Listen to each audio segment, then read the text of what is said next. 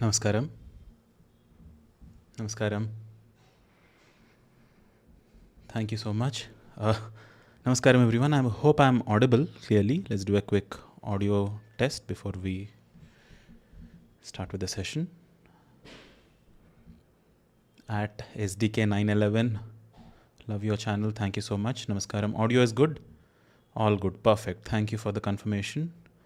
No echoes on Zoom, on YouTube. Yes, audible. Thank you, Nandini ji. No issues. That is surprising a little bit because it is one of the most complex setups we have had so far on the channel. Yes, audible. Thank you so much for the confirmation, Naveen ji. Wonderful. Zoom Meet passcode, Siddheshwari ji, it is shruti. Shruti for that which is heard, the Vedas. The Zoom session is open for everybody. It is free and open for all for this session. From this session onwards, from the next session onwards, we'll have different Zoom sessions for different batches of students. But I'm very excited to announce and showcase and try with you all live some very, very exciting tools that we have built. All right, now that there are no audio glitches, thankfully, let's get started. Namaskaram, welcome. It's been exactly a month since we had our previous live stream. A lot of things happened in between. Wish you all an extremely rewarding and extremely joyful and extremely fulfilling new year, the Gregorian calendar new year. How are the resolutions going on so far? You can reply to me in the comments for now. I'll give you permissions to unmute yourself later on in Zoom. We'll need you to unmute yourselves so that we can test out the tools we have. So until then, I hope your New Year resolutions are going well. Nice. That's good to hear. But for those who have not had any resolutions and want 2026 to be an year where they embark on a new journey, here it is. We, for the first time, are going to seriously explore Vedic content in its authentic format. This has been one of the most commonly asked topics since the very beginning, since the inception of the channel itself back in 2018. Be it Ganapati Atharva Shirsha, be it Purusha Sukta and Shri Sukta. People have been, Mantra Pushpam has been one very, very common ask. People have been asking me to teach these topics for multiple reasons, including my own preparedness and readiness and my own self-study. I have been postponing exploring the Vedas. Not that I have had any sort of mastery now, but at least I've had enough study to get some clarity on what to present, how to present, especially in an online environment, if to present or not. I already see that there is a question, can girls learn the Vedas? We'll come to that as well.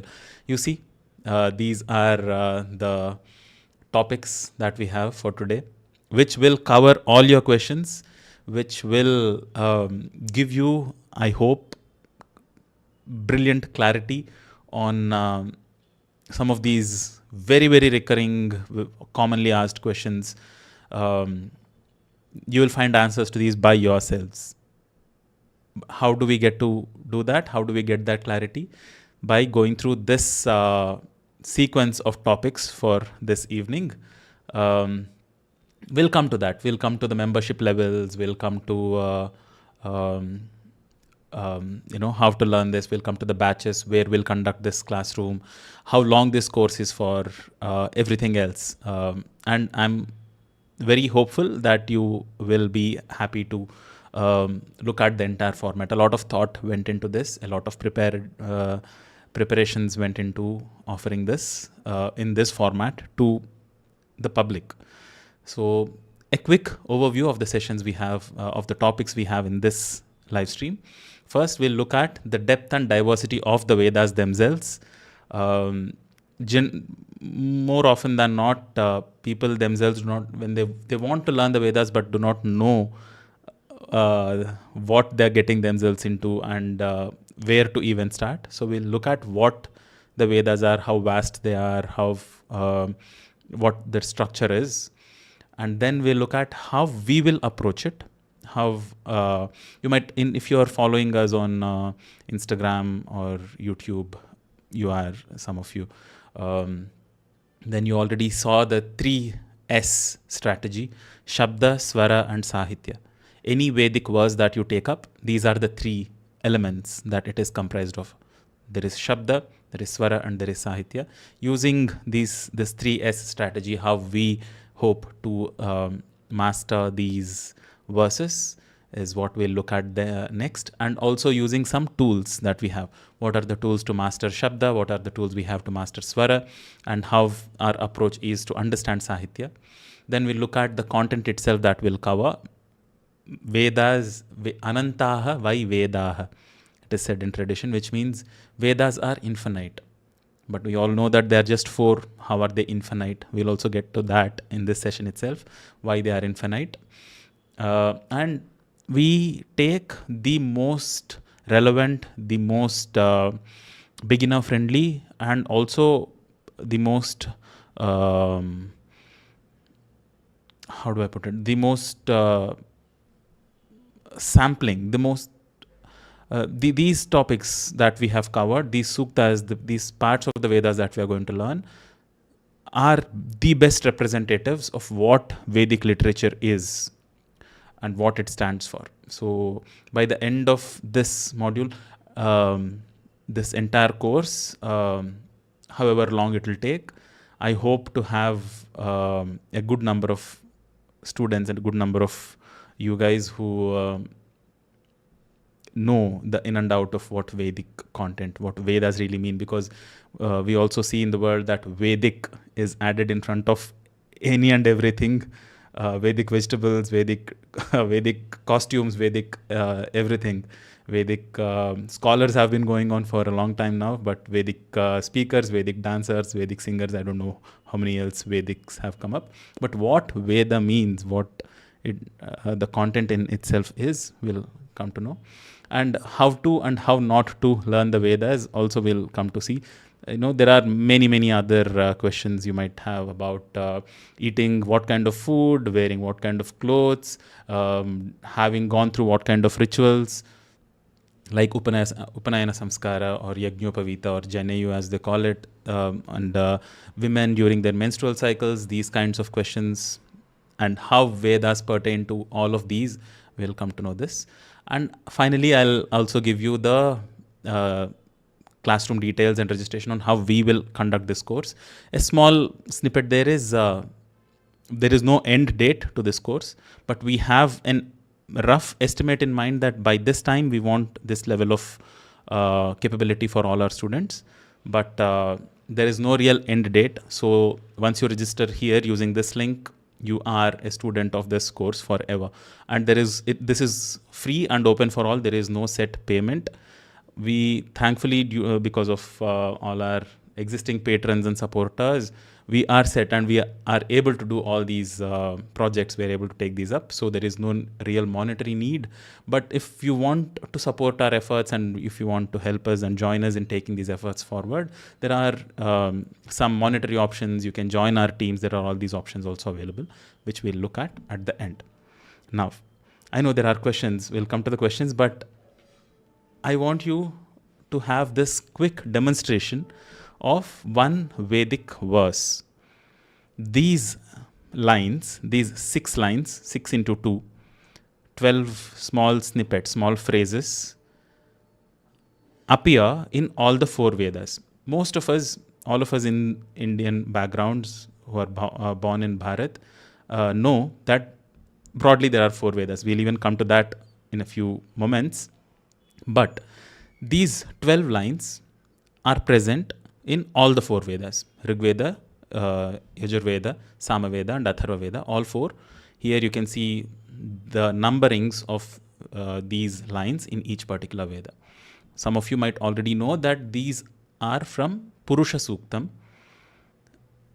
I want you to listen to how Purusha Suktam is chanted when it appears in the Rig Veda. Let me know if you can hear this. I hope the audio is clear here also. Yes, it is Purusha Suktam, Shri Puja ji.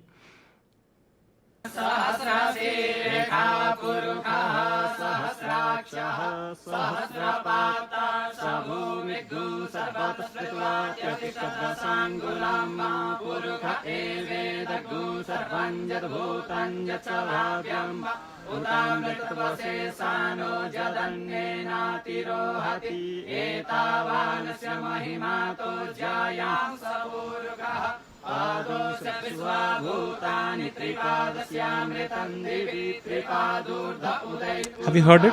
Let's listen to this one more time. This is the Rigvedic way of chanting these verses. Pay attention to it one more time.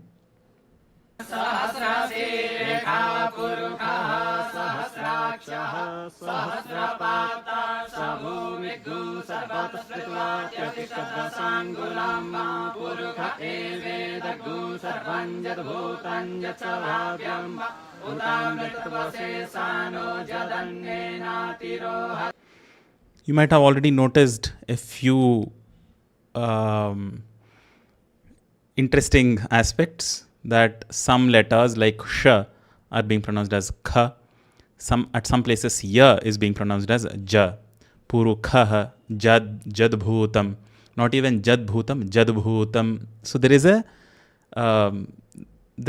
a unique flavor of chanting it. Now we'll listen to how the same lines, when they appear in Yajurveda, how they are chanted, especially in Krishna Yajurveda. Sahasrashirsha Purushaha Sahasrakshas Sahasrapat Sabhumim Vishvato Vritva Atyatishthadashangulam Purusha Vedagum Sarvam Yadbhutam Yaccha Bhavyam Utamritatvasyeşanaha Yadannena tirohati Etavanasya mahima ato jyaya. Don't worry, guys. I just want you to listen to this. This is not, the lesson has not even started. Even the live stream is just starting up. You need not worry that, I'm not able to figure it out. I just want you to, at peace. I'm just showing you some audio recordings. That's it. Just notice how they are. Now, these same lines, we saw Rigvedic way of chanting it and Yajurvedic way of chanting it. Let us listen to how these exact same lines are chanted in Samaveda. Sahasrashirsha Purushaha Sahasraksha Sahasrapade Sabhumin Sarvato Vatva Atyadishadasangolam Uvahav Uvahav Uvahav Vaha Idida.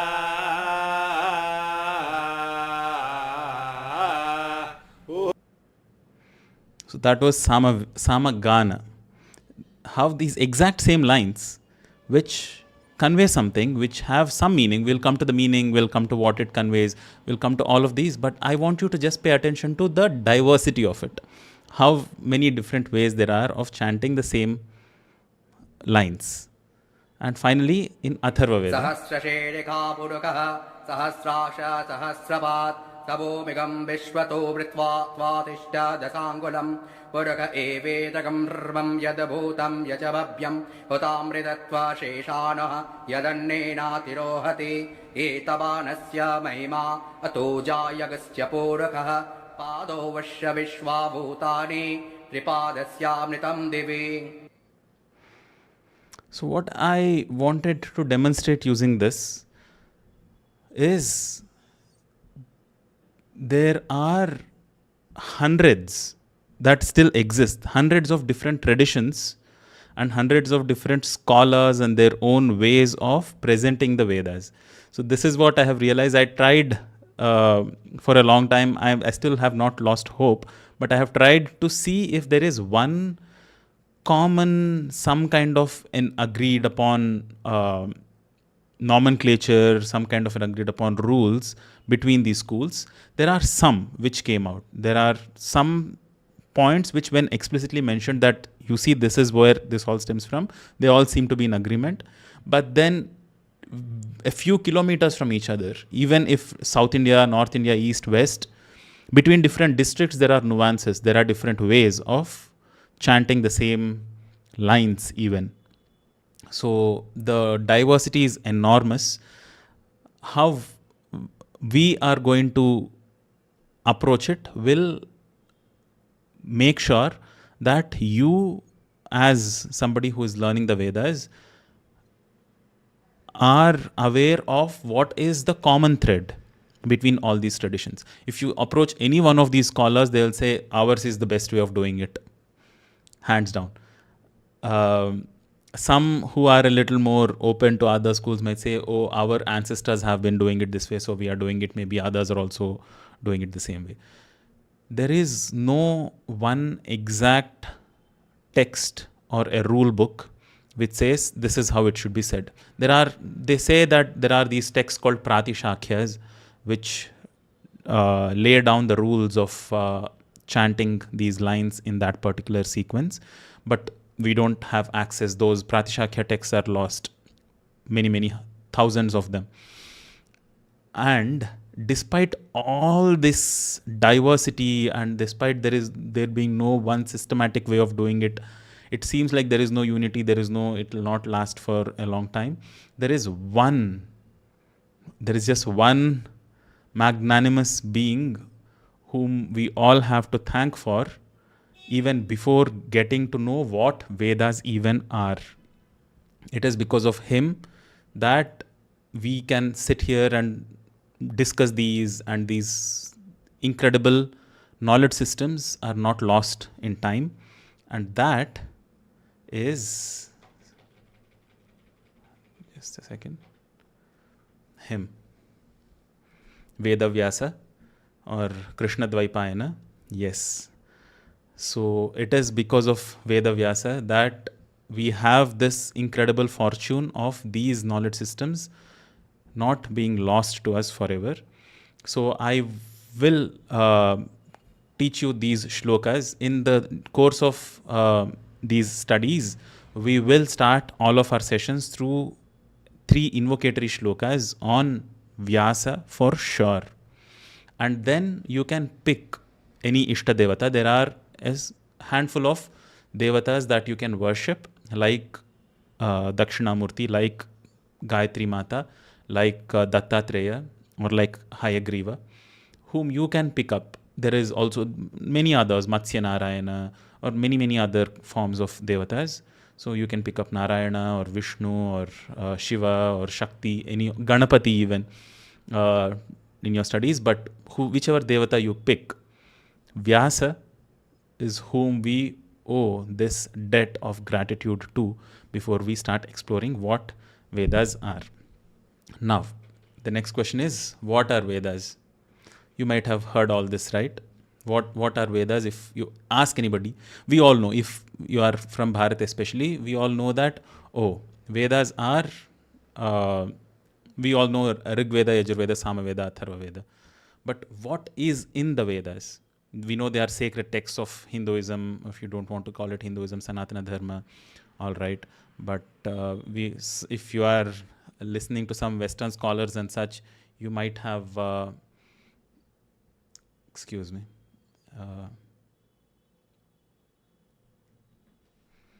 you might have come come across this interpretation that they're a collection of hymns and chants of pagan gods, or this paganism is this kind of worship system where before the advent of modern technology, human beings were bowing down and worshipping to different kinds of elements of nature, rocks or streams or rivers and sun and fire and wind and rain and lightning. People were just amazed by these, and they did not have an understanding of these. So that was what paganism was all about. This kind of interpretation goes on. But what are the Vedas? And some other people who are self-styled healers or sound healing, whatever other kind of experts, they call them spells, charms, rituals. Some other intellectual folk, they call this philosophy, like maybe existentialism, stoicism, nihilism, whatever else isms the West has come up with. They say Vedas is another kind of philosophy. It's a mental pursuit. It's an intellectual exercise of understanding what is around us through logic.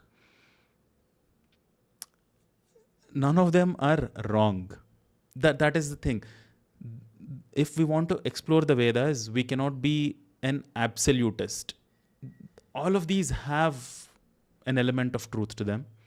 What Vedas, in their essence, the Sanskrit word Veda comes from the root sound vid, which is also common in Latin. Videre in Latin means to see. That is where video comes from, which means Veda is knowledge or perception or seeing or perceiving, not as through the eyes as an apparatus, as the visual apparatus, but seeing something for what it is, knowing something, perceiving something. What is being perceived?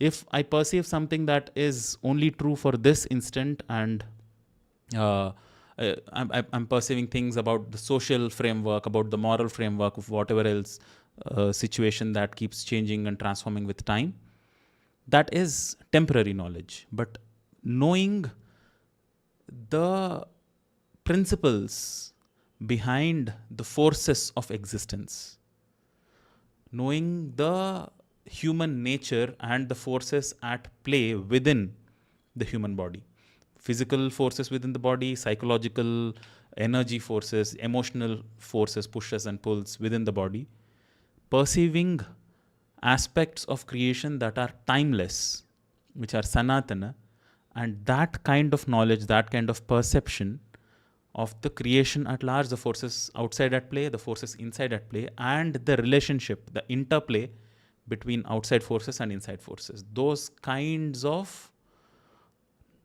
perceptions, those kinds of realizations, which have been had by individuals who have raised themselves to such levels of perception, whom we now call sages in English.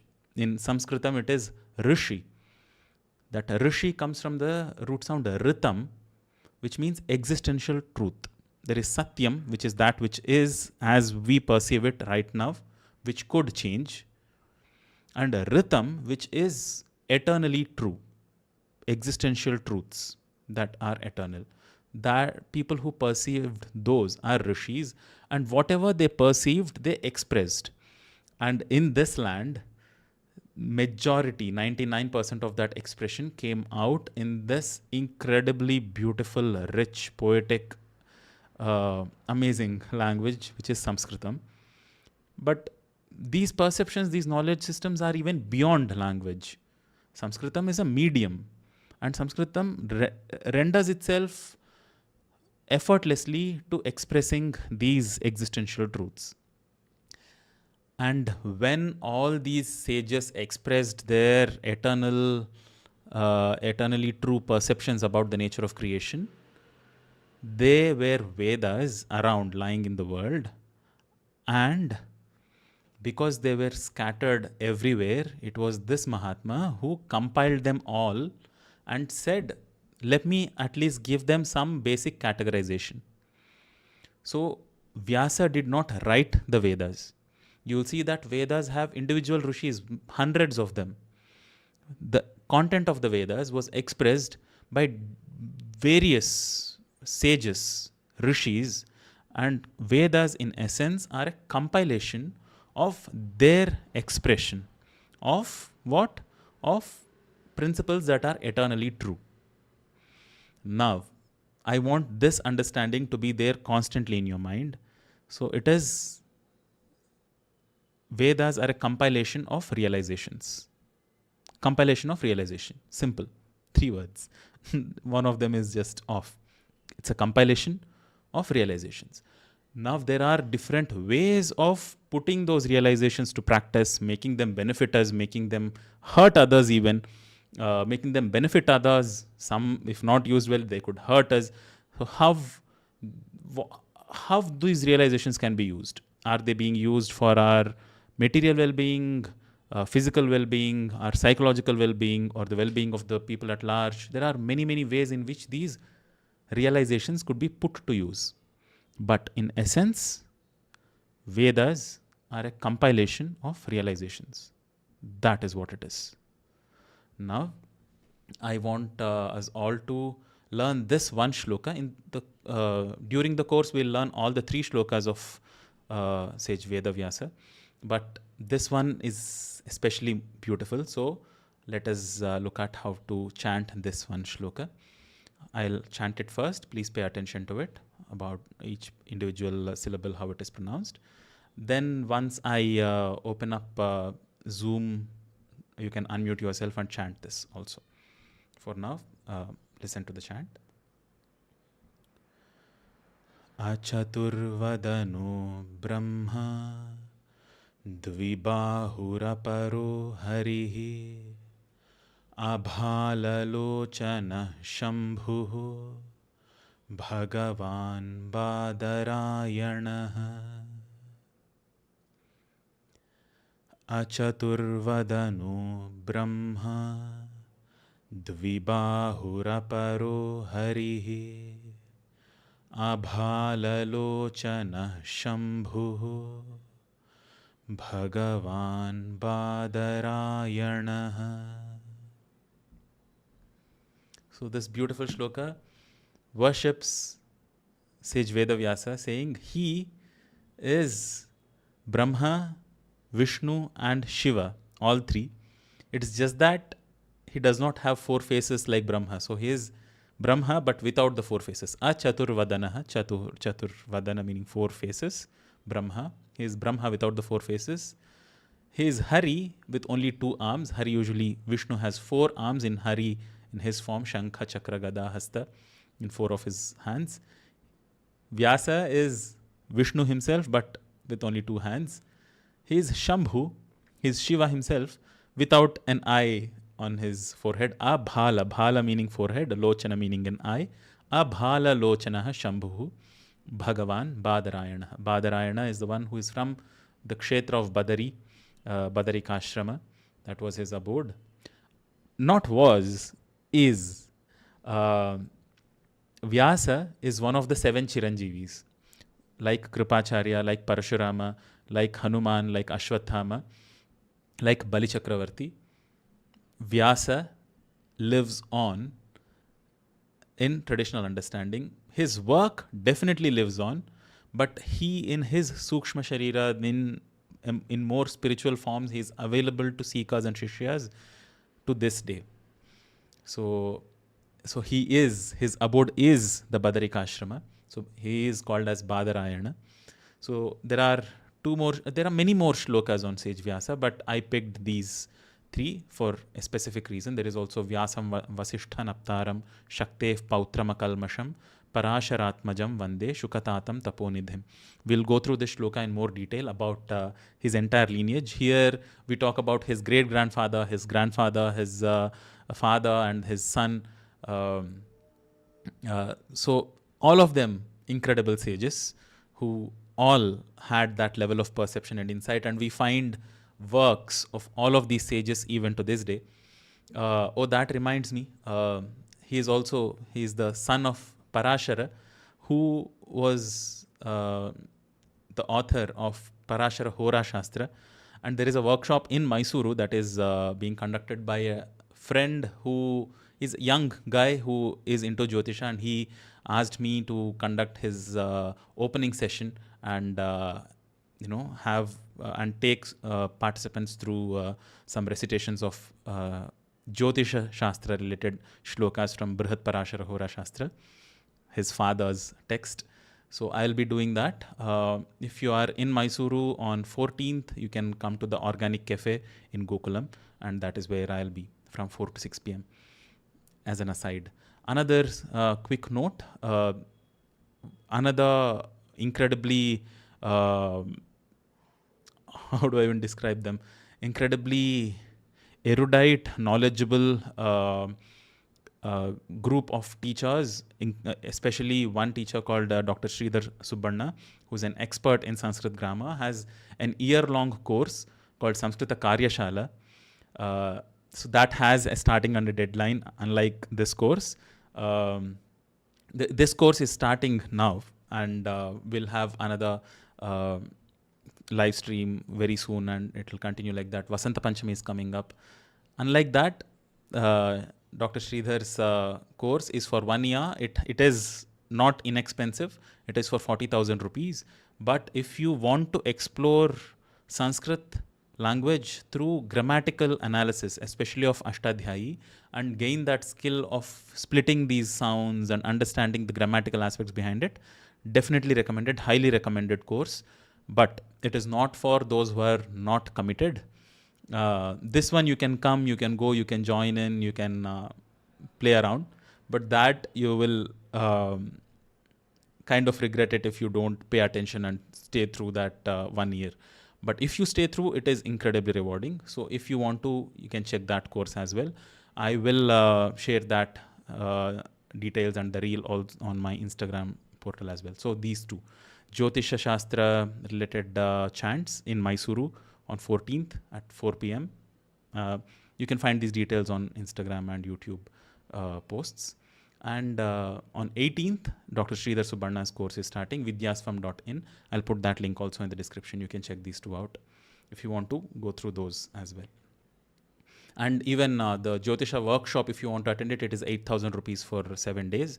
If you want to register for the entire 7 days, you can do so. I'll be only in the opening session of that course. So there is this final shloka, which is not exactly only on Vyasa, but this applies to any Devata or any realized being for that matter. Anybody whose eyes have fully opened up so that they could see the truth of creation the way it is, such a person is called Pundarikaksha. Aksha meaning eye, and Pundarika is a white lotus, fully blossomed white lotus. So those whose eyes have become fully blossomed white lotuses, realized beings, there is this beautiful shloka that says, if you just think about those such beings, be it Pundarikaksha is also a name for Vishnu, Shiva, Vyasa, Valmiki, Vasishtha, any realized being, your own realized guru, they are all Pundarikakshas. So this beautiful shloka says, whatever state one is in, apavitraha pavitrova, even if they are impure or pure, sarva avasthangatopika, any kind of situation, avastha. Stha is a situation, ava is below, avastha is a dina situation, is a lowly situation, whatever kind of situation. So if you have questions, oh, I have not taken a bath. Oh, no, I'm in a place, you are somewhere in the Himalayas, you can't take cold water showers every day maybe. There are people who do that also, but if you have not, none of these are restrictions. There is Shuchi, or Shuchi's cleanliness goes much beyond scrubbing of the body and what is in the flesh. So this shloka says, apavitraha pavitrova, even if one is impure or pure, whichever lowly situation one is in, sarva avasthangatopika, yaha smaret, the one who remembers Pundarikaksham, the one whose eyes have fully blossomed, saha bahyabhyantara shuchihi. Such a person is clean, is pure, outside, bahya, abhyantara, and inside. So the simplest, oh, I have not gone through Upanayana Samskara, I don't have Janayu, oh, I ate non-veg yesterday, oh, I drank something yesterday, oh, it is, if you in your hearts remember, just remember, how easy can it be? You don't even have to think and meditate or focus, concentrate, nothing. Just remember, the one whose eyes have fully blossomed like a lotus, white lotus, such a person is pure. If you keep any kind of stock, any kind of respect towards this shloka, all the other questions evaporate. If you still have other questions, this shloka means nothing to you. Then there is no point. If this such a simple shloka you cannot internalize and be one with, what is the point of reading even more complex chants? So this, I have gone through this very quickly now, but in the course we'll go through this step by step and we'll see. And after chanting the shloka, they say in tradition also, you might have seen this in multiple rituals, they chant the shloka and say Pundarikaksha, Pundarikaksha, Pundarikaksha thrice. But the way it is chanted also makes a difference. We'll look at how chants must be done. There are a bunch of rules on what lowly or low quality chant is. So we'll look at that as well. And one of them definitely is shouting it out without reverence. Apavitra pavitrova, it's not, if the meaning of it is not internalized, what is the point of just shouting words around? You might as well be shouting any other rubbish. Anyway, so not going further into that, I want you to now have a bird's eye view, a quick glance of the entire content of the Vedas. We have just seen that they are a compilation of realizations. Those realizations are compiled into broadly 4 books. For now, let's say they are books. And among them, Yajurveda has 2 variations. So overall 5 books, let's say, for now. So a bunch of realizations are compiled into Rigveda, another bunch into Shukla and Krishna Yajurvedas, another bunch into Samaveda, and another bunch into Atharva Veda. Within them, all of them can be thought of as having 2 sections. There is a karma, there is a section that pertains to karma or external rituals. The same compilation of realizations, when put to practice as external rituals using material, using substances, using different kinds of fires, and chanted out in a group setting and asked, and some kind of a benefit is sought after, some kind of forces of creation are being sought after, there is an energy being created for different kinds of well-being. All of that is karma. And there is also another section in each of these Vedas. You see, all of them branch out into 2. There is a karma section and a jnana section. The jnana section is about inquiry. It's about curiosity. There is no benefit to curiosity, really. It's just you quench your curiosity. That's it. That is the only goal for any being who is really curious. Curious about what? The same things, the most fundamental questions of life. What is this? What is that? What is the relationship between this and that? Simplest way of looking at it. There is the creation, and there seems to be a forces of creation around. How do the forces of creation and the creation it created itself interact? What is the relationship between them? And this Jnana Kanda especially, there is just one single line in which the entirety of Jnana Kanda of each of these Vedas is captured in. They are called the Mahavakyas. That will be one of the first things we'll explore as we go through each of these Vedas. And they should not be just said out lightly. Most of you, if you just look for the 4 Mahavakyas, you will get that information anyway on the internet. But how it is explored, how it is approached, how you understand it also makes a difference. So that is one of the first initiations that a student is taken through, which is even if you don't have that perception of what the relationship of you is with what you think is the source of you, you utter this one line, which is the same essence which is mentioned in 4 different ways. I am very tempted to say these out, but you might already know it.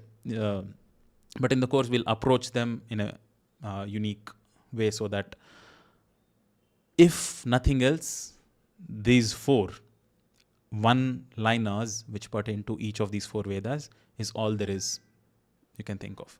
Now, each of this Karma Kanda and Jnana Kanda, Karma section and Jnana section, have 2 subsections each. Karma ritual are compiled of Samhita and Brahmana. Samhita meaning a cluster of core mantras, core expressions, just succinct expressions of the nature of different kinds of forces at play. Brahmana is instructions on how to use these expressions to create different kinds of situations in the world. So basically mantras and how they can be put to practice.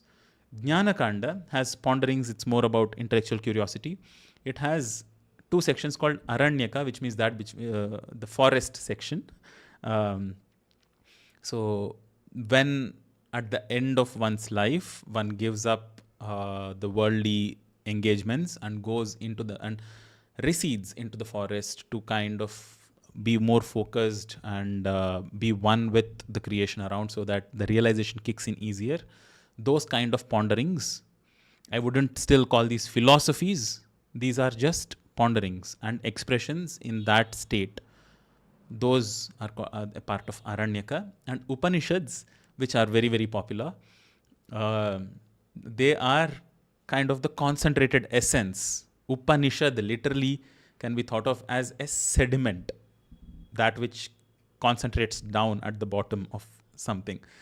So it is one of the meanings of Upanishad. Shad is to settle down, Ni is near, Ni is below, Upa is close.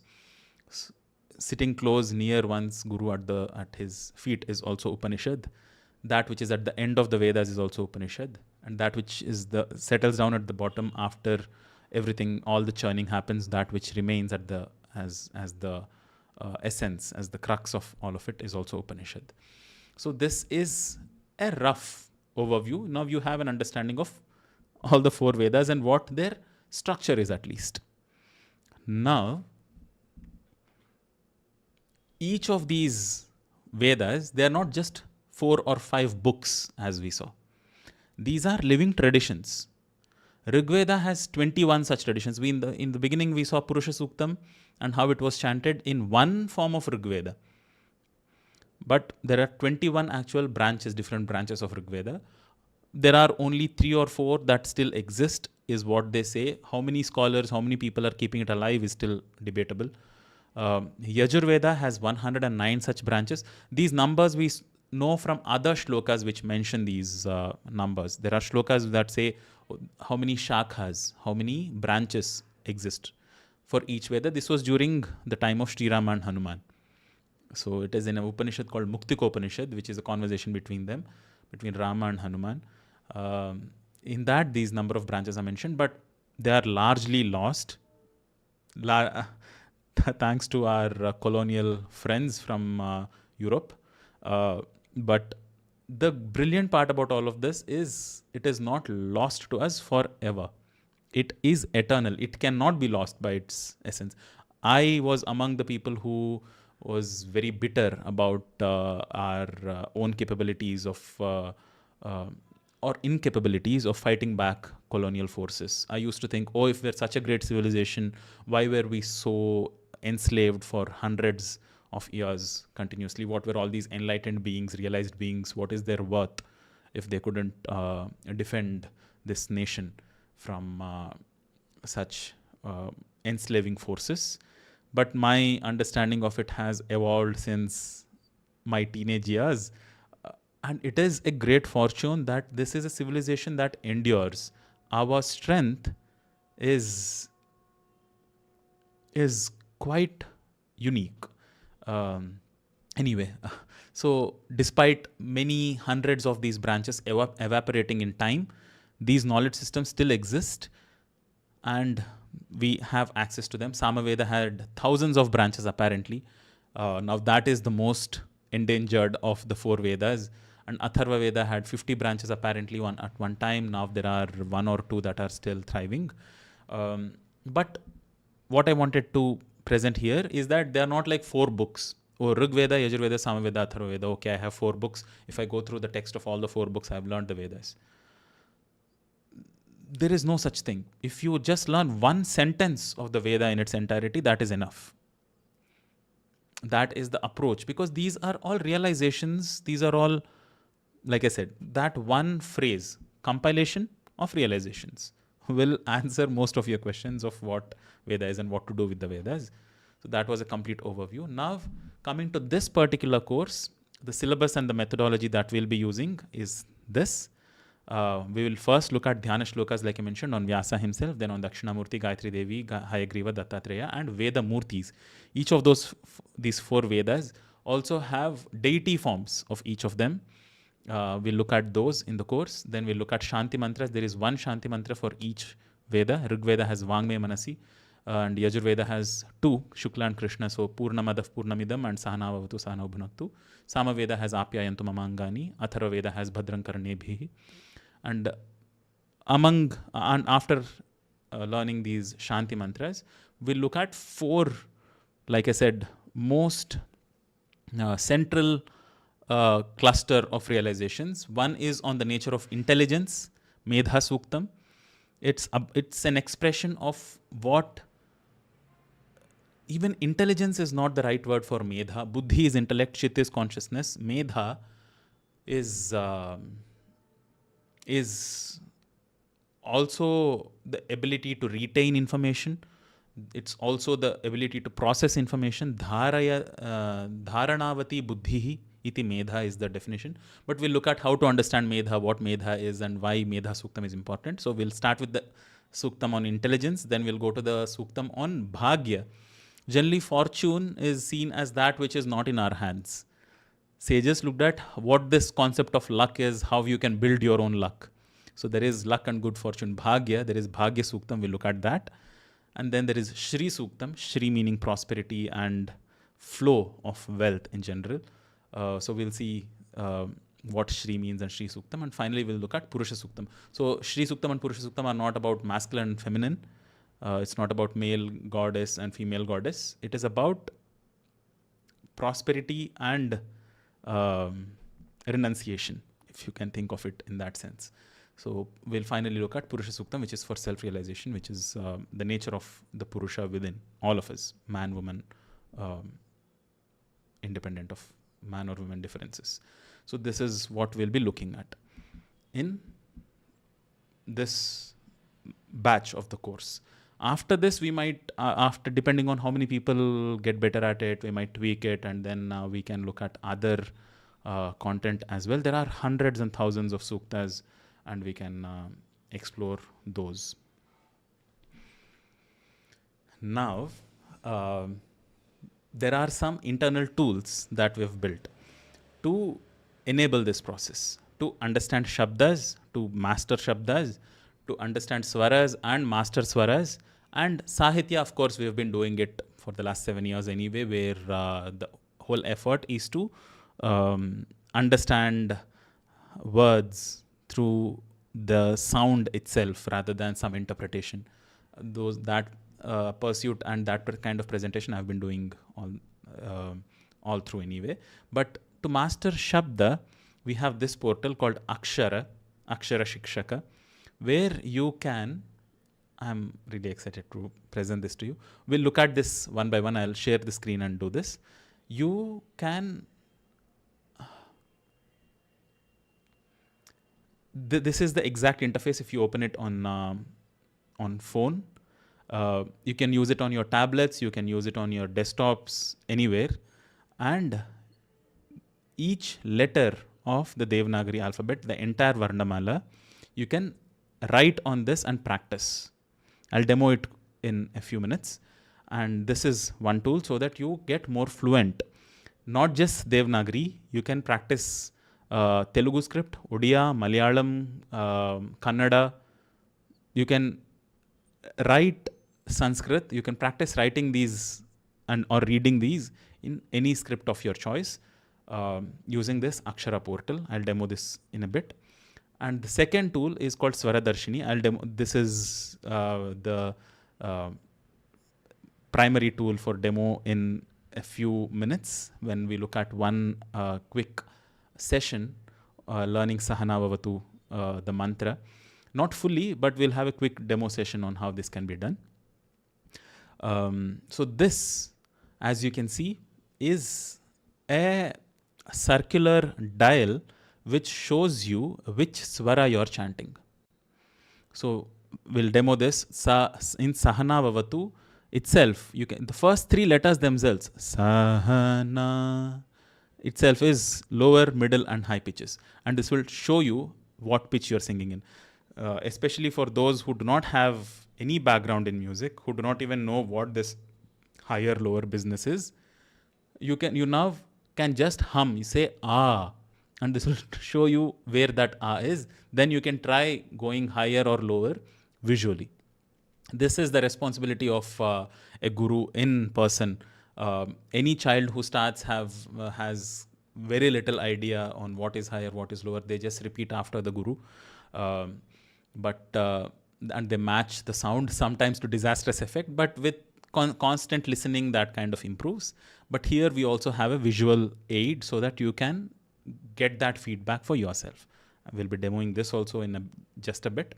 And the other tools are, of course, the entire course is going to be on Google Classroom platform.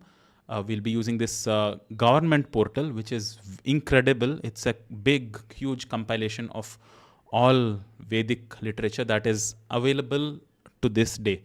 Many of these palm leaf manuscripts might have much, much more. We don't know, but whatever has been digitized, whatever has been found so far, they have put it and made it accessible, which is a great resource. So this is a government website, Vedic Heritage Portal. We'll be using that for our study. And we'll also be using other Zoom and YouTube live streams, of course, and downloadable audio and PDFs. If you want to, we also have some tools of musicians like a tanpura and some virtual keyboard or piano. You need not get any musical instruments at home. You will have some online websites have digital instruments that you can click and match the sound for. We'll see how to use those as well. These are ample tools for us to master the syllabus that we have in this course that we just saw. The syllabus. So having said that, we'll demo these tools in just a bit. So a quick look at do's and don'ts. I know you will still have questions, so we'll look at this later also. This course is for anybody who has at least reverence in their hearts. That is the only criteria. Some amount of respect and reverence towards what the tradition kept up for thousands of years.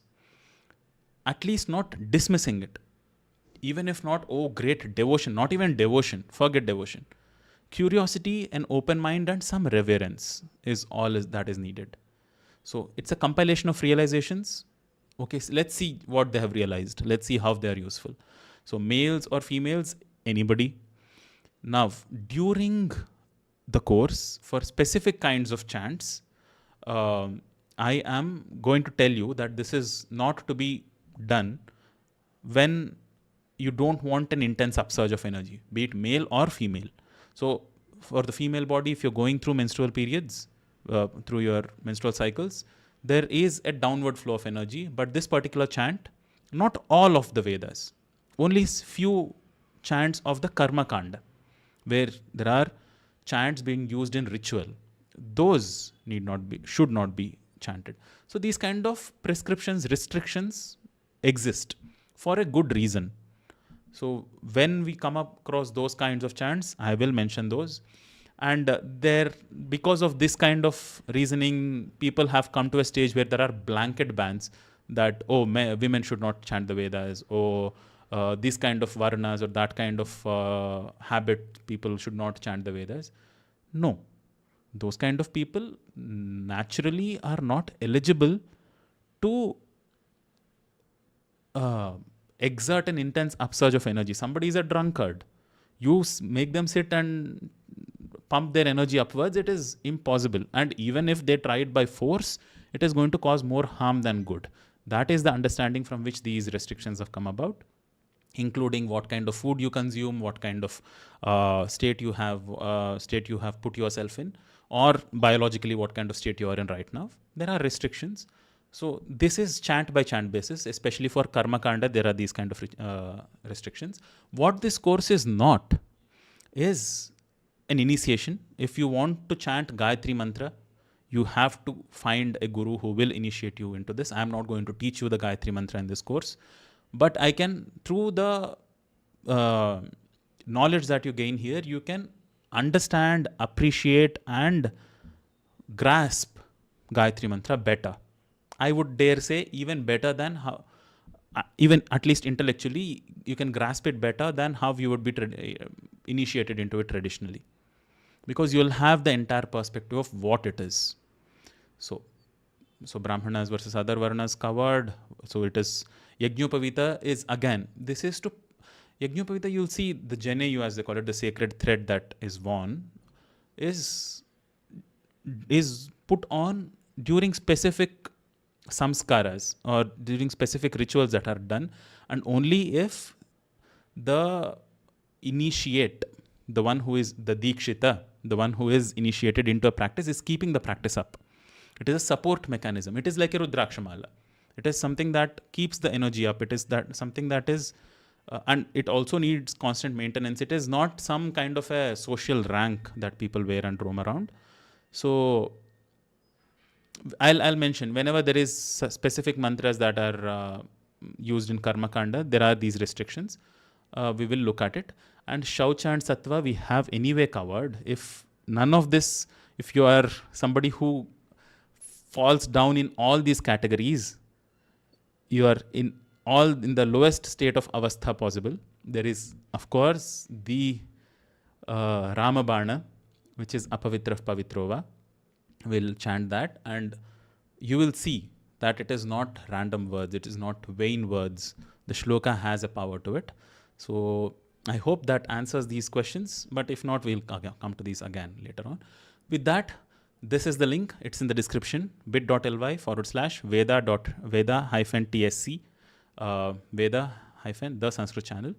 Register. It is free, but you can pay as you wish. And fair disclosure, we will have different batches of this. There will be a free batch. It is not that the free batch will be ignored. We might have to spend lesser time with, and naturally we want to incentivize and give something back in value to people who pay for the course. But the effort is towards making this knowledge open and accessible. So even if you do not pay anything, you will get the same material, same downloadable resources, same everything. Individual attention or the number of Zoom calls, that might be fewer. That will be fewer. So that is the link. You can register. If you want to work with us, you want to help us, and these are paid opportunities. We have a small team of people now. Initially, it was all solo journey. But again, thanks to our patrons and members who support us regularly, we have built a very capable, but a small bunch of folks who all get paid for working on Sanskrit, which is our good fortune, which is our saubhagya. So if you want to join the team, if you have a skill, or if you want to learn something along the way and take up some of the tasks that we have, we don't have that amount of time to train you from the ground up. But if you have some kind of a skill in either editing or script writing or thumbnail design, or these days most of these are being done by AI anyway. So if you're good with AI, any of these, or you're good with coding, please write to me at these and we can definitely collaborate. So now we'll have a quick demo session. This is what I was most excited about. Let me first show you. Okay, there are Questions. Yes, we'll come to questions in a bit, but I want to demo these two tools for you, which I am super excited about. The first is Akshara.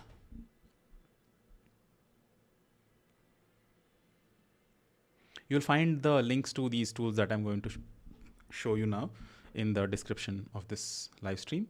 Otherwise, we'll anyway go use these tools in the course fully. All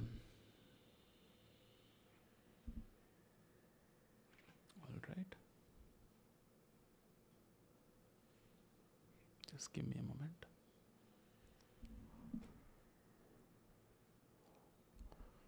Okay.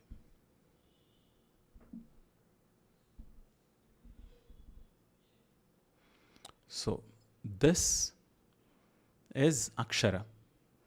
We'll come back to the slides, but as you see, akshara.thesanskritchannel.org will take you to this portal, which is designed to help you become literate, which is designed to help you gain literacy in Indic scripts. Hopefully, going forward in all Indic scripts, all scripts of Akhand Bharat, including Thai, Nepali, Sinhala, Khmer, anything in which Sanskrit can be written well. Right now, we have, if you click on Start Learning, you will have the Varnamala appear, and you will have small pictures of different words that are formed with each Varna in the Varnamala. Not necessarily just Sanskrit. Right now, it is just Sanskrit, which is the language which these words are in. Going forward, we might have other language words also, like, for example, Ningi, Nippu in Telugu, which do not have a Sanskrit origin, but the words of those regional languages as well. But right now, it is rooted in Sanskrit as the language. The script, however, can be anything. So you click Telugu, you want to learn Telugu script, you want to learn Devanagari, how to write Devanagari, you click on this. If you want to learn how to write A in Devanagari, you click on this. Okay, yep, there it is. The best part is you can click on this and it will teach you step by step on how you need to write it. I'm writing with my mouse, so it is terrible. If you're doing it on your phone, you can do it with your fingers. Or even better, if you're on an iPad or something, or a tablet device, even better with a stylus. So I've just learned how to write A. And if you click on this icon, you can hear hear how the word is pronounced as well. If you are from not from Bharat, you can start like a child would from the very, very basic fundamentals. Next, you want to learn how E is. You click on this. Oh, my stream is also going on, so it's taking a bit of time, but it's fast. Even with the live stream going on and everything happening, the Zoom call live stream, it is fast enough. Now, if you want to learn how to practice this, Ibhaha, Ikshuhu, Induhu, Indradhanuhu, you click on this. You see how to write this. You draw this. Oh, there is one more. Okay. There it is. I have written E. So I am super happy to have come up with this, especially because I want to teach myself more scripts. I don't think Kannada is there. Malayalam is not there. So if you are already literate in Malayalam or Odia or Bangla or Gujarati, I mean, all of Gujarati I can do it, Malayalam I can do myself. Odia I am not aware of. So if you are somebody who already knows how to read and write these scripts and wants to help us develop syllabus for this, you can see this, right? Akashaha, Anjaneyaha. The words exist in Odia, but how to practice this? You see, practice for A is not found in Odia. It's coming soon. So if you join us on board, it might come sooner. But it exists already in Devanagari. So if you want to practice U in Devanagari, which is, you can go for it.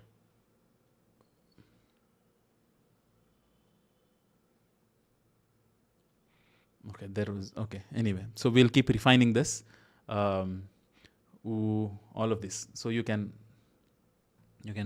practice this. Again, not all the varnas. We want to include all the samyukta aksharas like kva, pra, nya, all of these conjunct consonants and the words that are used there as well, so that you can practice effortlessly. If you remember, we used to do the same thing using writing practice sheets in Vakshuddhi.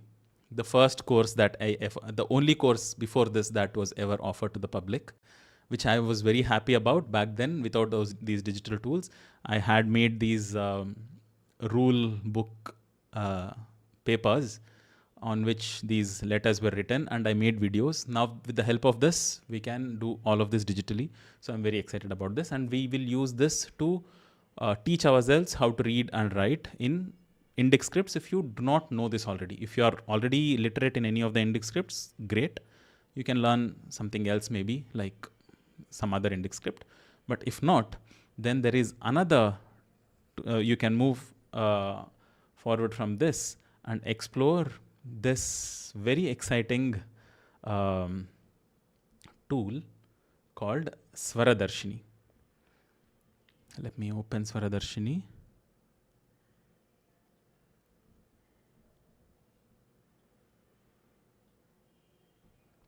Again, swara.thesanskritchannel.org will take you to this portal. Now this tool will tell you what shruti you are humming in. For example, if I say Om, it is at A because I don't have a tanpura. It is not exactly A, but it is in the ballpark, you can see. Om, it is going to A, but it is not exactly at A. But if I have a tanpura on,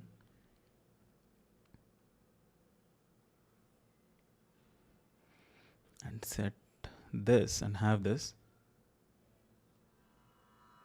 and have this in my ear as reference,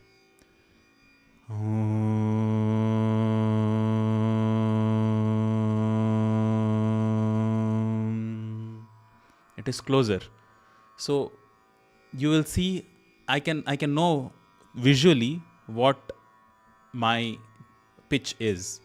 Now, all the chants that we are going to do will be in the scale of B. What this A, B, C, D, all this jargon is, also we'll know step by step in the course. But from this, I get a reference that B is here.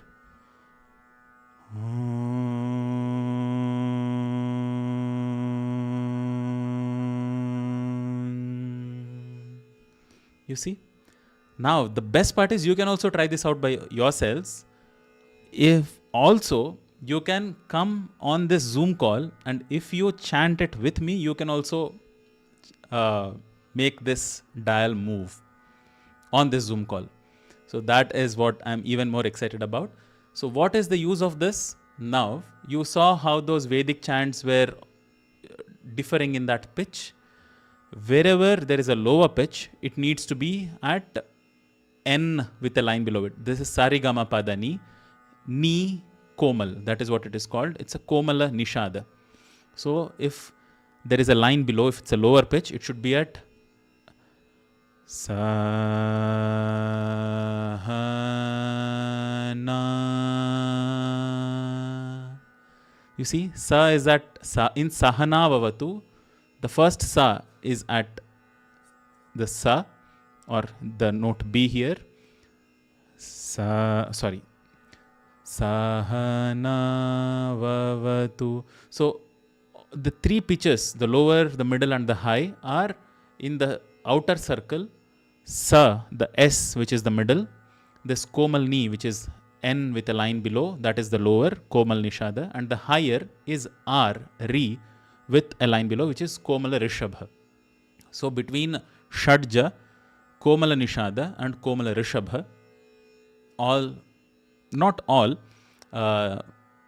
wherever there is no Samagana, this singing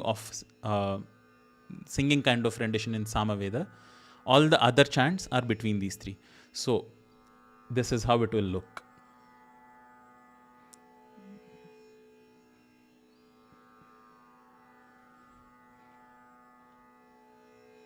We will have a visual representation of how any mantra is, you see sa has a line below it. So it is a lower pitch.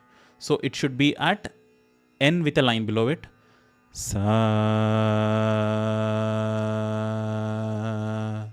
Ha has no marks, so it is in the middle pitch. Ha. Na has a line above it, so it should be at C, which is R with a line below it. Na. Sa. Ha. Na. This is how the first three letters of this Shanti mantra need to be uttered. Then after that comes Vavatu. No markings for Vavatu. So all these three are at the middle pitch, which is Sa. Vavatu.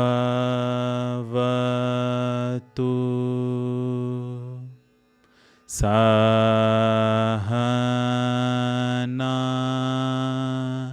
Vavatu. This tool is, I am extremely excited about this, because if there are, just a couple of weeks ago I had this kind of a concern from some student who's been a long supporter of the channel, that my teacher whom I went to learn the Vedas said, I don't even have that Swarajnanam. I don't know what is higher, what is lower. So how do I start? I want to learn the Vedas, but how? I'm very excited. I think her name was Krishnaveni ji, right? Yeah. So let's see. Now I would like to have you unmute yourselves and try this tool out. But otherwise, this is from here on, it's just a demonstration, guys. So it's a fun demonstration. If you have more questions, I'll look at YouTube chat and Zoom chat. And people who are on YouTube, the Zoom session today is free. It is open. The other Zoom sessions further on will not be. So you can make use of this opportunity and come to Zoom if you feel like it, where you can try Swaradarshini with us. But fair disclaimer to people who are on Zoom, if you come right now, your vocals at least will be streamed to YouTube. So, but in class, it will only be between us. So you need not be too hesitant, too shy. But if you are too hesitant now, you need not come. We'll finish the YouTube live stream and then we can play with this tool. But you see, if you just get Sahana Vavatu correctly and have mastered that, you know that you are now capable of these three Swarasthanas, these three pitches that Vedic chants need to be chanted in. That's it. Now with that, the other ones are just more and more practice. Now that you know you are capable of it, the next thing is just getting better and better at it, just refining that skill that you have now realized that and built within yourself. All right. Okay, there are already some questions. Anybody who wants to try Swaradarshini first online with it being streamed to YouTube, please raise your hands. I'll pick you and you can unmute. And okay, wonderful. Naveen ji already raised his hand. So yes, Naveen ji. Jeevan Jyoti ji. Wonderful. All right. Okay, we'll take the questions later then. Let's do the demonstration first, because I think most of the questions have been answered. If not, let me just quickly look at any burning questions there might be. Would we be able to differentiate whether a shloka is Karma Kanda or Jnana Kanda? Absolutely. Yes, you'll be able to differentiate it. And I will tell you specifically. There is also this Jnana Bharatam mission I read about, which is trying to preserve. Yes, there is. Yes, that's... yes, unfortunately, English is the common medium in use. There is Sanskrit Bharati, which has been trying quite successfully, so I would say, in building spoken Sanskrit capabilities in Bharat. Ahamapi vaktum shaknomi Sanskrit bhashayam, kintu ye shrotarah santi ye avagantum shaknuvanti te tu tesham sankhya tu nyunatara eva. Tarhi aham Sanskrit bhashayam idanim sambhashanam na karomi. But unfortunately, yes, you are right. We are doing Vedic studies in English. But if you are capable of speaking Sanskrit, that is a whole different skill to have. We will have that course also. It has been long in the making, but I wanted to offer this first. Um, there are organizations who are offering spoken Sanskrit capabilities anyway. So why nobody else is offering this? And this is also needed in the world, especially um, which can be offered in its true essence before somebody comes up and misses the entire interpretation of the Vedas. I see there are some big YouTube channels who are interpreting the Vedas as I don't want to in whatever fun little way they think is more uh, crowd friendly, I guess. But before that kind of spreads on, it is important that as many people know its real essence and what it truly is, which is once again compilation of realizations, simplest. So, all right, with that done, let us go to this demonstration. All right, speaker.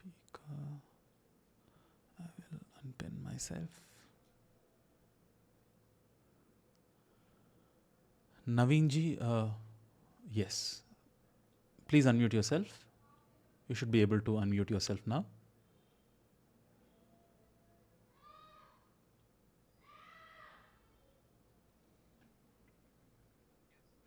Wonderful. Yeah, I can. Yes, yes. I don't want you to chant it. I want you, Naveenji, to get the. You see this needle that is moving around? I want that. I want you to hold it still at Komal Nishada, Komal Ni. Sa, like this. Can you go for it?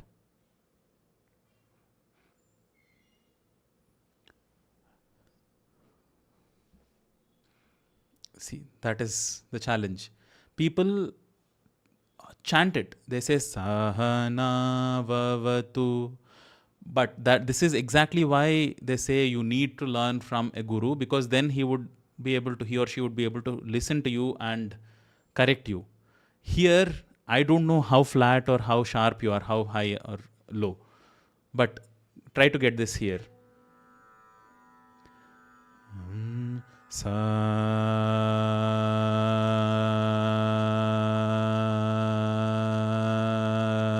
hold that sa, this whatever you're how you hear me now. Sa,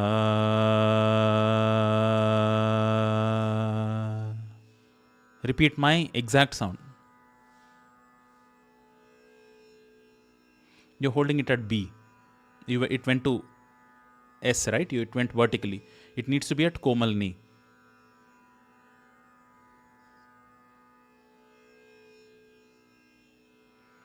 Yes. So this is the skill. Now for this, there is this tool called Tanpura. Are you aware of what a Tanpura is? Okay. So it is a Tanpura is traditionally an instrument which just has 4 strings. It is not like a veena or a sitar where people play multiple notes on it. Each string only has one frequency. It is fixed. It doesn't play multiple frequencies, only one frequency, and it acts as a reference for our ears. So to get this to ni first, the lesson, the objective is very clear. This sa has a line below it. So when you say sa, it has to come to ni with a line below it, Komal Nishada. That is the objective. Say sa and hold the needle at Komal Nishada. How you will do that is this is very intuitive to musicians, but this is very surprising to others. To do this, it's not the voice you train, it is your ears. So if the ears have that reference, even better. So there are these, if you go to either Play Store or App Store, Android or iPhone, and search for Tanpura, you will find those Tanpura sounds. Just give me 1 second and I will see if I can get that Tanpura sound readily for you. All right.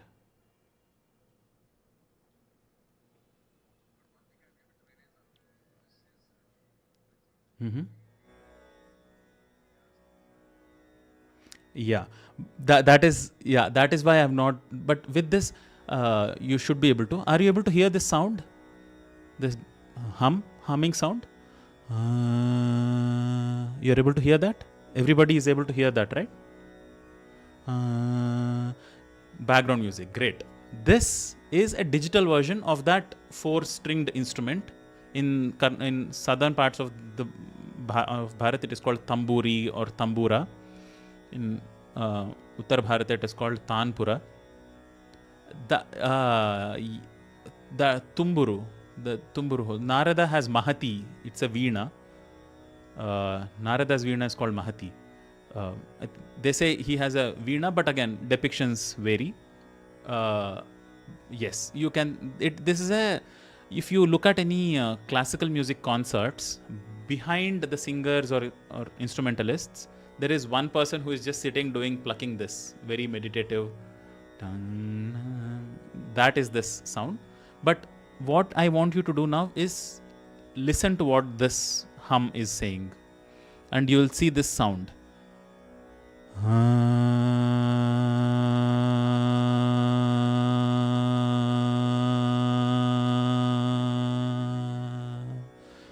Can you hear that hum?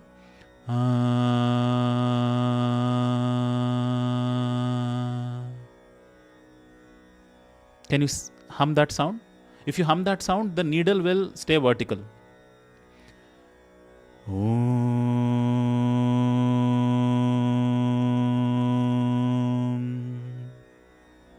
Go for it.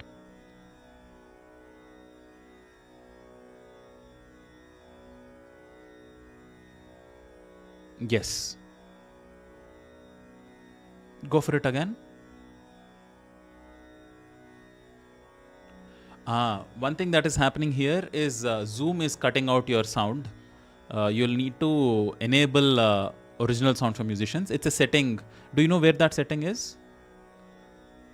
Original sound for musicians? No. Okay. I'll tell you in the session. I'll tell you how to enable that, so that if you just hold one note, if you don't have that setting on, Zoom will think it is constant sound, so it is some kind of a background noise, so it'll cancel it out. But anyway, I want you to get this Tanpura sound, get TANPURA, Tanpura app anywhere, and try doing this. So this is right now in the scale of B. So the Tanpura app looks like this. You set a scale. Please set this letter, whatever you see here, to B, and play the Tanpura, and that is what is playing right now, that all of us can hear. And try matching the sound. Use Swaradarshini to hold the needle straight at B. It should be, you have to get that as reference in your ears like you're getting it now, and go for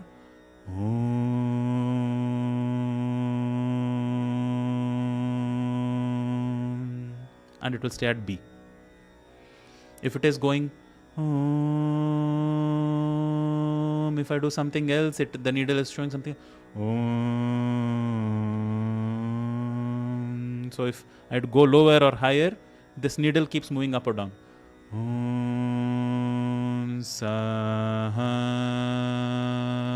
That ha is, because ha has no markings anywhere, it is the middle sound. So this takes some time, and I'll have a separate video on how you can maybe this kind of instructions are there online anyway. See how you can enable original sound for musicians in Zoom. That is something you must do. Yeah.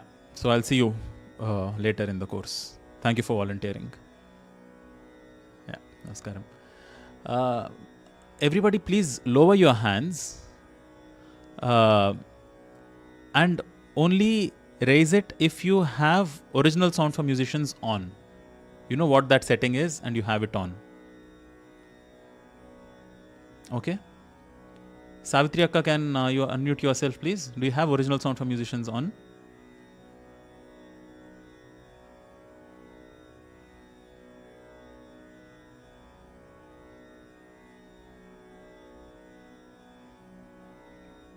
Okay. I saw Jyotsna ji's hand raise up, but she went away again. Let us... Shankar ji, please unmute yourself. 1 second. Yeah, Jyotsna ji, you have original sound for musicians on? Oh, perfect. Perfect. Go for it. Can you hear the Tanpura sound? Go for... Om.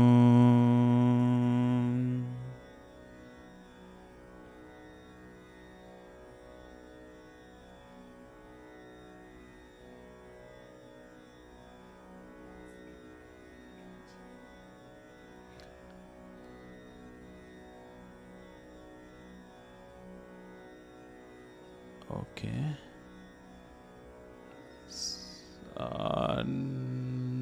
Does... I don't think it is still...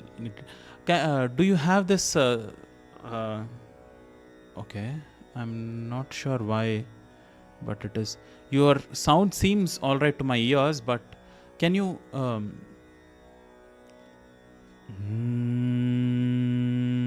so it needs to be sharp. Nice. Nice. Again. You see... No, go for is better. You saw when you said it went up. I want you to hold it there.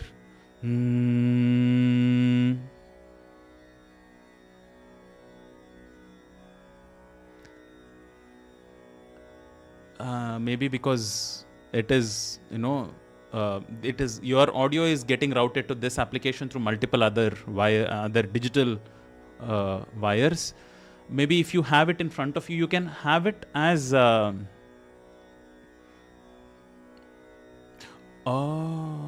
okay. Let me do one thing. Okay. Now everybody on Zoom must be able to see this. Okay. Go for it again.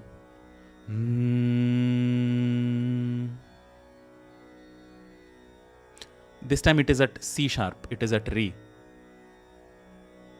So I want you to...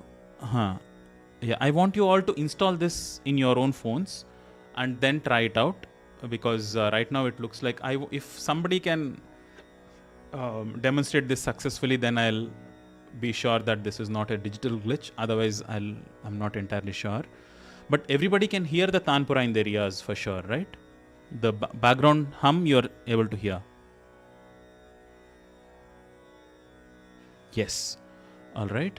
Let's try Rashmi ji. Please unmute yourself.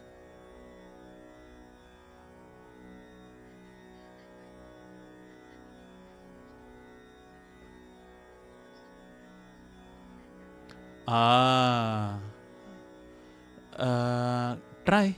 Let's see. Hum.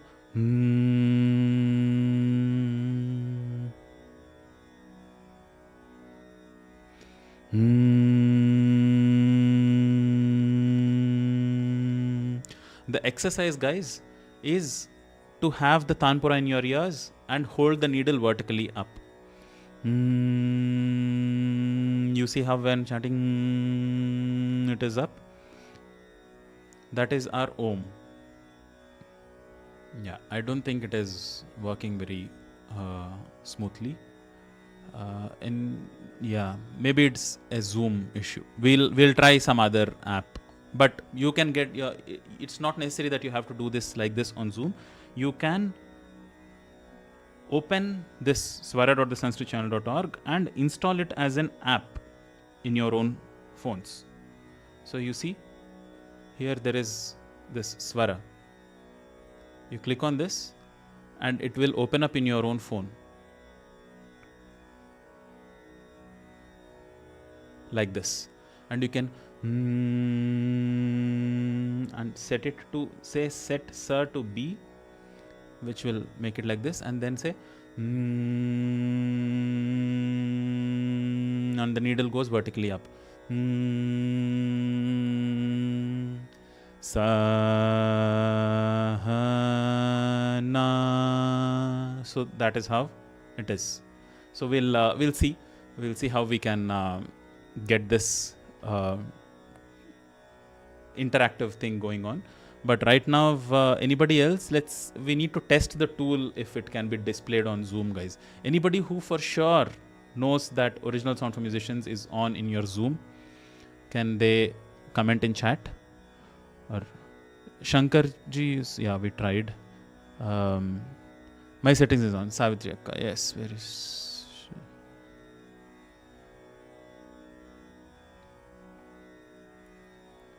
Okay, I'll have to go to...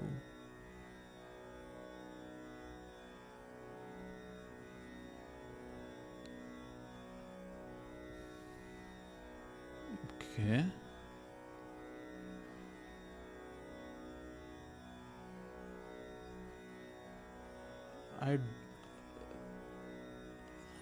Yes.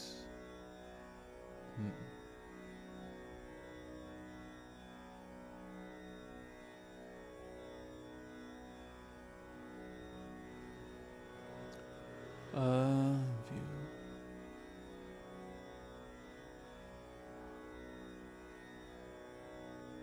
Okay, that is also.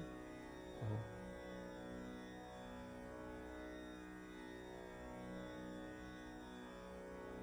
Can raise by going to reactions. Thanks, guys. React. Oh. Vandana ji. Okay, my settings are on. Savitri Akka, I'm not able to see where you are in Zoom. Can you raise your hand again, please? I don't see your name. Ah, there you are. Please unmute yourself. Namaskaram. You can hear the Tanpura in your ears, kada? Okay, go for it. Yes, just hum or in this pitch.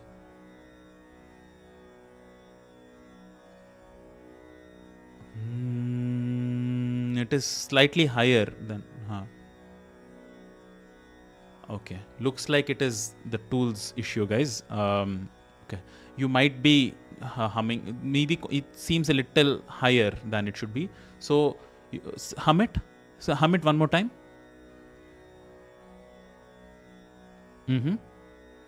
No. Say. I want all of you to chant one syllable at a time. Sa, so that you know that the sa, which is supposed to be a lower note, is at Komal Nishad. N. Sa.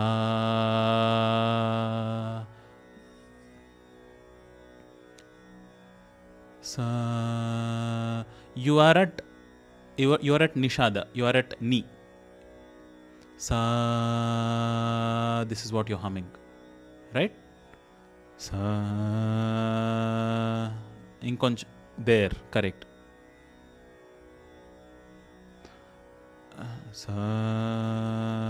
Ha. Now go for ha. Ha. It should be at B. Ha. Na.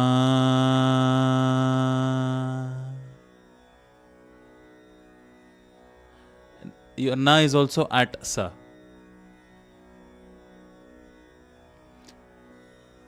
Na.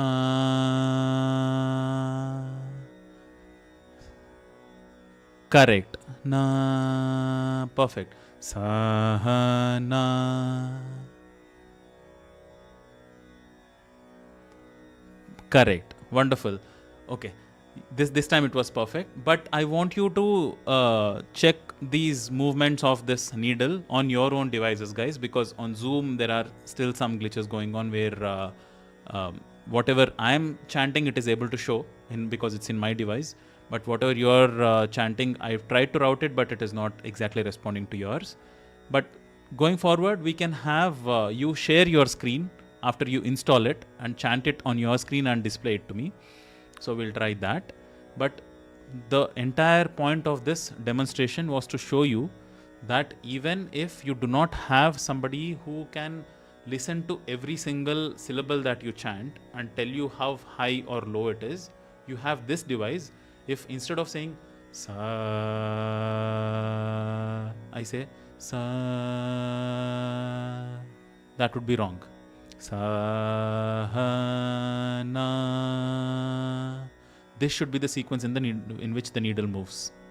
I hope that is clear. So this was just for a quick demonstration. When we are learning this, we'll make this a little more. We'll break this into steps, including how to enable that original sound from musicians, how to install these apps on your own devices, how to use Akshara on your tablets or phones, and all of this. We'll have granular steps to take. This was just a quick demonstration of how the approach would be. Now, once we kind of get how to pronounce this, for example, many people make this mistake of sahana bhavatu. It is not sahana bhavatu, it is sahana vavatu. It is vavatu because it is split as saha now avatu. So after the shabda and the swara comes the sahitya, where we look at what individual words in this mantra mean. This is a Shanti mantra, which corresponds to the Yajurveda. We'll look at all the Shanti mantras one by one of Rig, Yajur, Sama and Atharva. But for this particular one, we'll explore them like this. Saha, Saha, Now, Avatu, and same, Saha Now, Bhunaktu. What Now means, what Avatu means, what Bhunaktu means, Viryam, Karavavahe. We look at all of this. To chant this mantra, you don't need to follow any particular restrictions. There is no rules stopping you from doing it anytime, any part of the day. And this is from the Veda. So you see, it is not like Vedas are restricted. There is no blanket ban.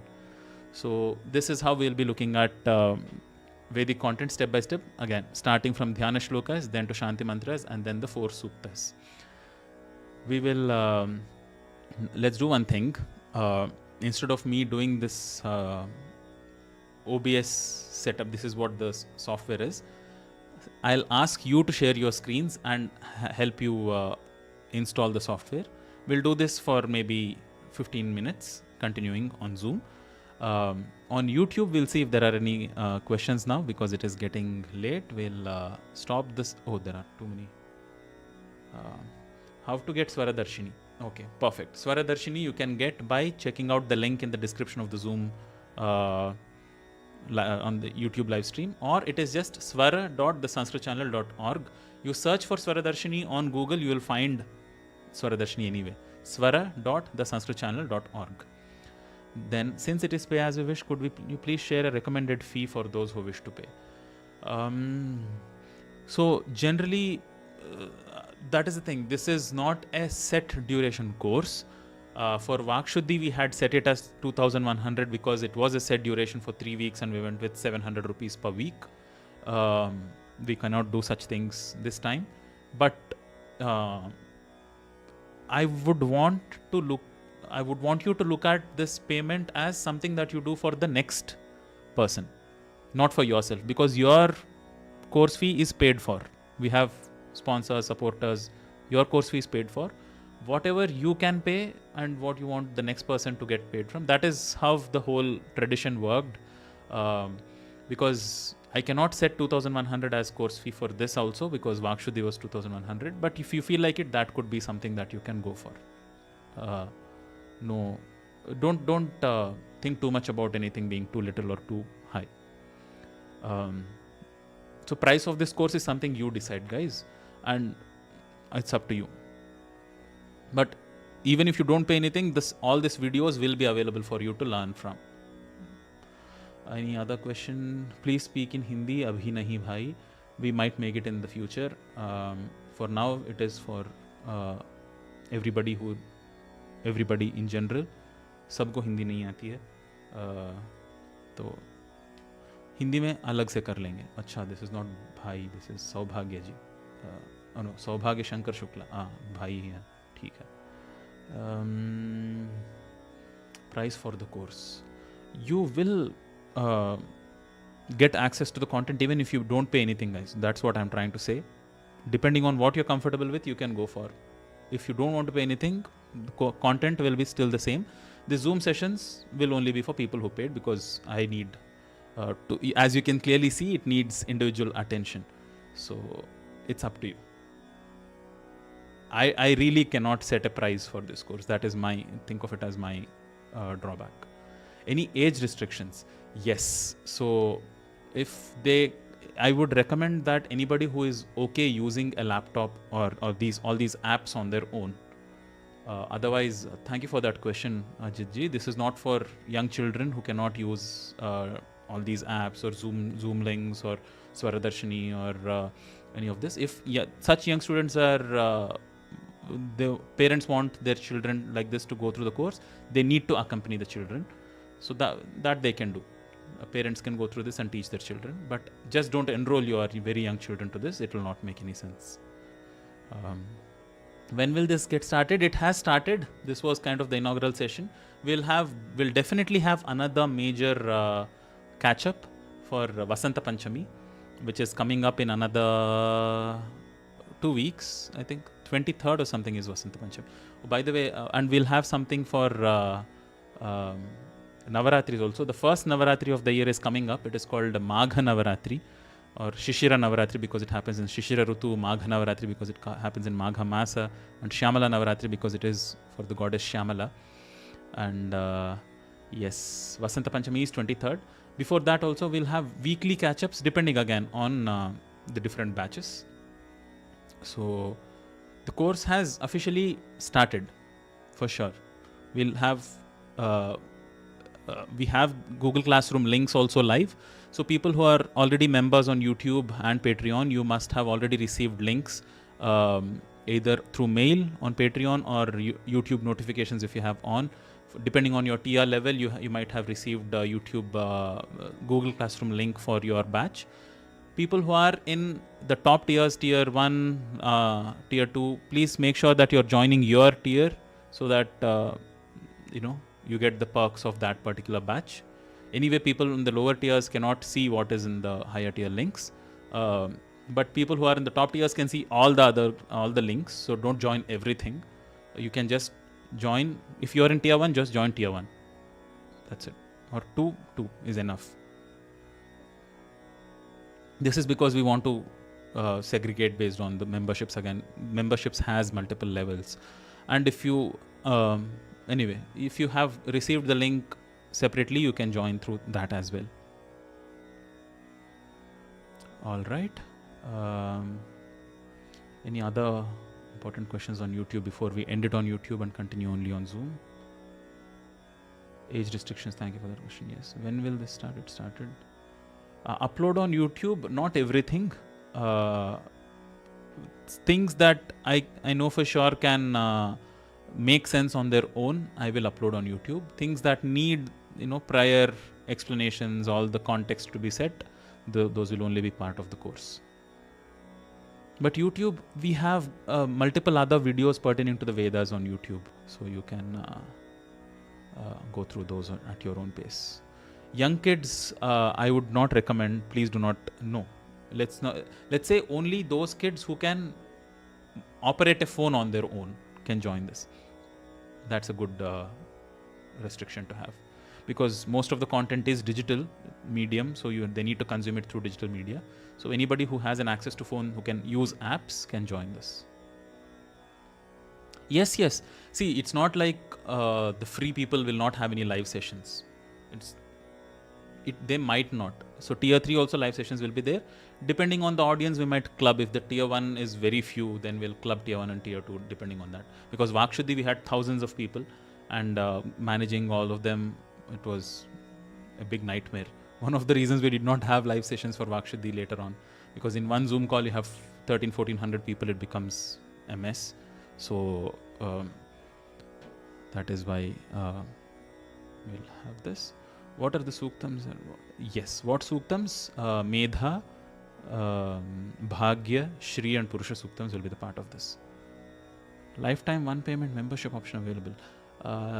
No, these memberships are all part of YouTube and Patreon. So whatever options they have, that is what we offer. There is no lifetime membership like that.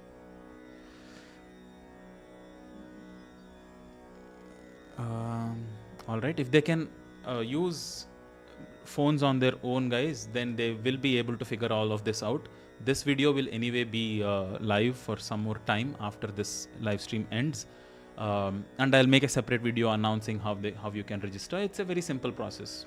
Just fill a Google form, like I said, bit.ly/Veda -TSC. That link is also available in the description. All right, other questions? If you are kind of confused as to how to attend them, it will be hard because I cannot go through that level of hand holding through technical issues. So anyway, other groups have their opinions. We are not here to do that. Let's learn the Vedas in the best way we can. Once again, thank you so much again for your interest in learning this. I will see you in the course. Namaskaram. We'll continue on Zoom now. Namaskaram.